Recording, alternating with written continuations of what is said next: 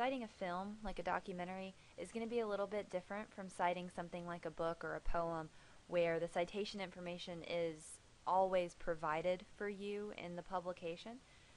With a film, you're going to have to kind of poke around a little bit to find the information that you need.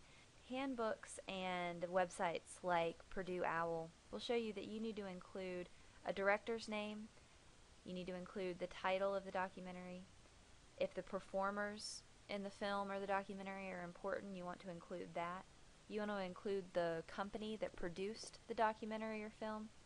You want to include the year that the film was published, and then you have to end the citation with the word film. What's so interesting about citing a documentary, though, is that you can move the information around based on what you're trying to show. So in this case, I have a works cited page that starts with the title of the documentary. I'm not featuring Davis Guggenheim's work in this paper. I'm featuring Waiting for Superman. So that's why I started with that title. I followed it with DIR for director, Davis Guggenheim, period. Participant media, and 2010 for the publication information, and then the word film. When you move into dealing with the in-text citation, you see here that I've got an introduction to the paper already written, and it starts with this description of how Davis Guggenheim opens Waiting for Superman. We go through the young African-American boy in elementary school who is asked by the interviewer, if you have 4 cookies but eat 2, how many do you have left? The boy thinks, mutters this equation under his breath, and then answers. Then we move into saying Guggenheim's opening clip illustrates that the youth in our country, etc., etc., etc.